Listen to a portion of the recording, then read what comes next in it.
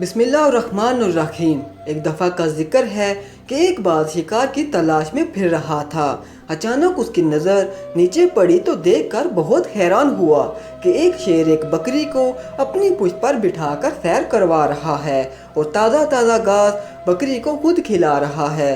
بکری بڑے مزے سے بنا ڈرے شیر کی سواری سے لطف اندوز ہو رہی ہے۔ ماجرا حیران کن تھا۔ باز نے اپنی حیرانی دور کرنے کا فیصلہ کر لیا۔ جب شیر بکری کو اتار کر ادھر ادھر ہوا تو باز بکری کے پاس آیا اور سوال کیا، بی بکری، یہ کیا ماجرا ہے؟ شیر تو تمہارا سب سے بڑا دشمن ہے، مگر وہ تمہیں اتنا پیار کیوں دکھا رہا ہے؟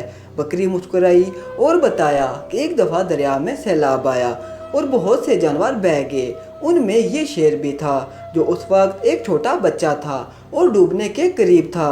مجھے اس پر ترس آیا اور میں نے اسے بچا لیا۔ اس وقت سے یہ میرے ساتھ ہے اور میرا دودھ پی کر جوان ہوا ہے۔ اب یہ مجھے اپنی ماں سمجھتا ہے اور میرے اس احسان کا بدلہ اس طرح پیار سے ادا کر رہا ہے کہ جنگل کے کسی جانور کی مجال نہیں جو مجھے غلط نگاہ سے دیکھے۔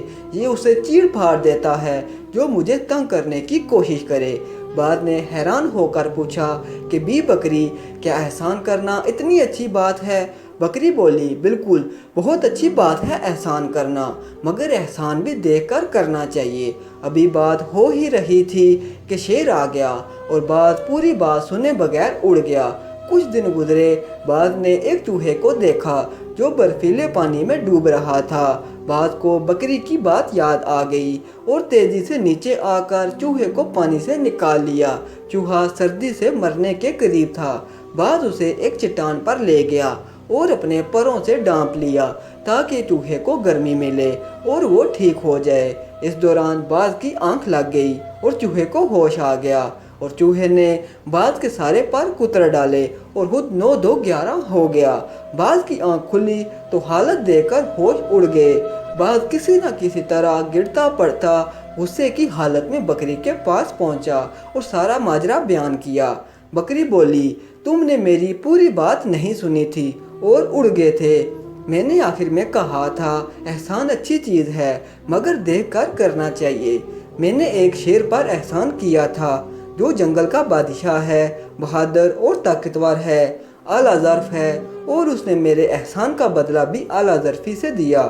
تم نے چوہے پر احسان کیا جو ایک کم ظرف جانور ہے، تو اس نے بدلہ بھی کم ظرفی سے دیا۔ تو یاد رکھو، احسان کرو مگر بدلے کی امید صرف اعلیٰ ظرف سے رکھو۔ کم ظرف سوائے کمینگی کے اور کچھ نہیں دے سکتا۔ آخر میں ایک بات عرض کرتا چلوں کہ اگر کبھی کوئی ویڈیو، کال، واقعہ، سچی کہانی یا تحریر وغیرہ اچھی لگا کرے تو تھوڑی سی عمل فرما کر اپنے دوستوں سے بھی شیئر کر لیا کیجیے۔ یقین کیجیے کہ اس میں آپ کا بامشکل ایک لمحہ صرف ہوگا، لیکن ہو سکتا ہے کہ اس ایک لمحہ کی اٹھائی ہوئی تکلیف سے آپ کی شیئر کردہ تحریر ہزاروں لوگوں کے لیے سبق آموز ثابت ہو سکتی ہیں۔ شکریہ۔